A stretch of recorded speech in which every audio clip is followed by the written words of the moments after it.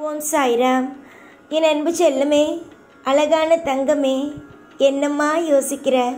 வாழ்க்கையில் நிறைய விஷயத்தை இழந்துட்டோம். இனிமேல் நம்ம என்ன விஷயத்தை இழக்க போகிறோம்?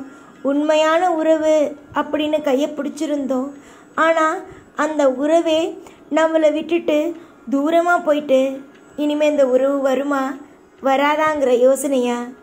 தங்கமான பிள்ளையே, உன்னை நல்லா புரிஞ்சுக்கோ. இதை யாருமே இப்போல்லாம் புரிஞ்சுக்கிறது கூட கிடையாது. இதை புரிஞ்சுக்கிட்டாலே வாழ்க்கையில் யாரும் எப்பயும் விட்டுட்டு போனால் வருத்தம் வராது. இப்போல்லாம் எல்லாருக்கும் அவங்கவுங்க தேவைக்கு ஒரு உறவு தேவைப்படுது. அதாவது ஒரு விஷயம் செய்யணுமா, அந்த நிமிஷத்துக்கு அவங்க எதிர்பார்க்குற உறவு வந்து நின்று செஞ்சு கொடுத்தா போதும். ஆனால் வாழ்க்கை முழுக்க ஒரு உறவு இருக்கணும் அப்படின்னு நினைக்கிறவன் தான் முட்டாளாகிறான். உபயோகப்படுத்திட்டு தூக்கி போட்டுட்டு போறது சிலருடைய பழக்கமாகவே இருக்கு. சரியா? அதே மாதிரி தான் உன்னுடைய கூடவே இருந்து உன்னை இப்போ விட்டுட்டு போனாங்க பத்தியா, அவங்களுடைய குணம். உன்னை எல்லா விஷயத்திலையும் உபயோகப்படுத்திக்கிட்டாங்க, எல்லா விஷயத்திலையும் உன்னை சேர்த்துக்கிட்டாங்க. அதாவது எப்படி, அவங்களுக்கு தேவைக்கு சேர்த்துக்கிட்டாங்க, தேவை இல்லாததுக்கு உங்களை தூக்கி எரிஞ்சிட்டு போயிட்டாங்க. ஆனால் ஒன்று தெரிஞ்சுக்கோ, நீ இங்கு ஏமாந்துட்ட. இதுதான் உண்மை. காலம் முழுக்க எல்லாரும் நம்ம கூட இருப்பாங்க, எல்லாரும் நம்மளுக்கு பிடிச்ச மாதிரி நடந்துப்பாங்கன்னு நினைச்சது உன்னோட தப்பு. அதே மாதிரி இன்னொரு தப்பு என்ன தெரியுமா?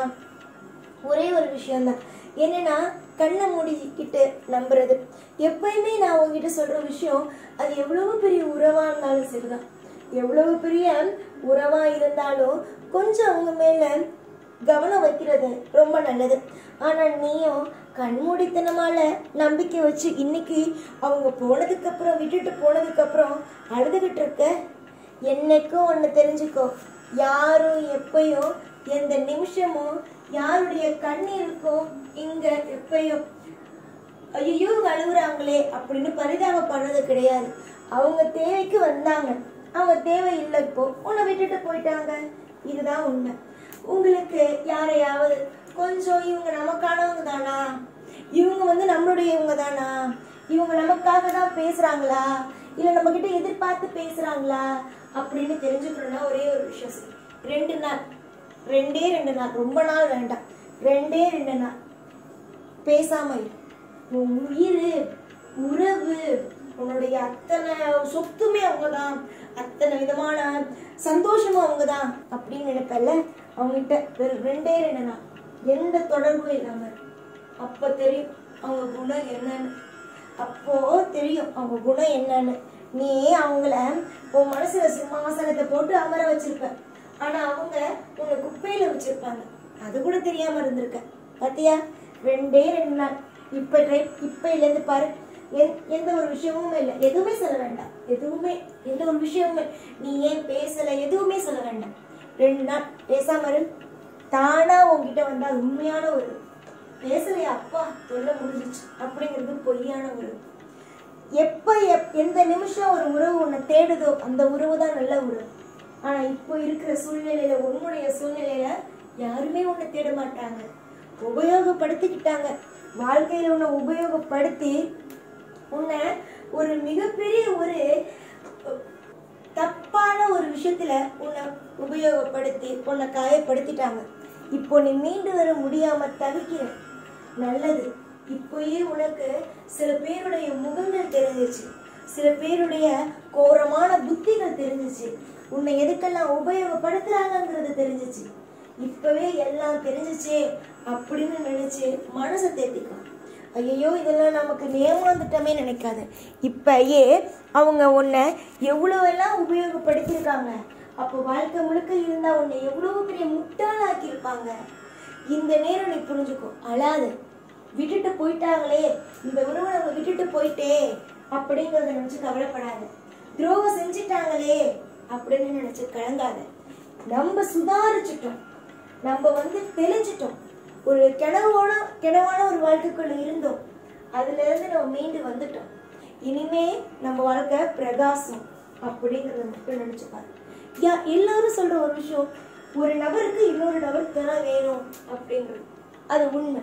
ஆனால் உண்மையான உறவா இருக்கிற பட்சத்துல தான் துணை வேணும். அதை விட்டுட்டு போலியான உறவை துணையாவோ ஒரு பாதுகாப்பான ஒரு விஷயமாவோ வச்சுக்க முடியாது. நீ இதுவரைக்கும் யாரு பாதுகாப்பு, இந்த நபர் இருந்தா எனக்கு பாதுகாப்பா இருக்கும் அப்படியா நீ நினைச்சியோ, அந்த நபர் தான் மிகப்பெரிய ஒரு திருடனை உன் வாழ்க்கையில. உன்னுடைய மனசை உடைச்சிட்டான், உன் மனசை செதைச்சாச்சு. அடுத்தது ஒரு வாழ்க்கை அப்படின்னு யோசிக்க முடியாத அளவுக்கு உன் வாழ்க்கைய உடைச்சாச்சு, இதயத்தை 2 ஆக்கியாச்சு. இனிமே வாழ்க்கை ஒண்ணு இருக்கா அப்படின்னு யோசிக்க முடியாத அளவுக்கு ஆக்கிட்டான் அந்த உறவு தேவையா? அதுக்காக இவ்வளவு நாள் போராடி இருக்க. ஒவ்வொரு பிரச்சனை வரும்போது ஓடி ஓடி ஓடி ஓடி போய் அந்த உறவை கட்டி இழுத்துருக்க ஒரு அளவு. அதாவது ஒரு நபர்கிட்ட ஒரு கை கொடுக்குறீங்க, ரொம்ப வலிக்குது, அப்படியே அந்த கையை விட்டுருணும். அந்த மாதிரிதான் வாழ்க்கை. உனக்கு அதிகமான வலியை கொடுத்ததுதான் உன்னோட கூட இருந்த ஒரு நபர். ரொம்ப வலிச்சது அந்த நபரோட இருக்கும்போது. அவங்க பேசுற வார்த்தையையும் பேசுற விஷயமும் உன்னை சந்தேக பார்வைய பாக்குறதும் உன்னை குத்தி குத்தி சில விஷயத்த பார்க்கும்போதும் அதிகமா வலிக்குது. அந்த மாதிரி வலியோட வாழ யாருமே சொல்லல. அதுல இருந்து வெளியே வா. உன் வாழ்க்கை இன்னொரு வாழ்க்கை இருக்கு. அதாவது யாரோ ஒருத்தவங்க இருந்தாலும் அது வாழ்க்கைன்னு இல்லை. அதை விட்டுட்டு உனக்குன்னு ஒரு வாழ்க்கை, உன்னுடைய வாழ்க்கைக்கு தேவையான வேலை பணம் வசதின்னு உனக்கு கிடைக்கும். புரிஞ்சுதா?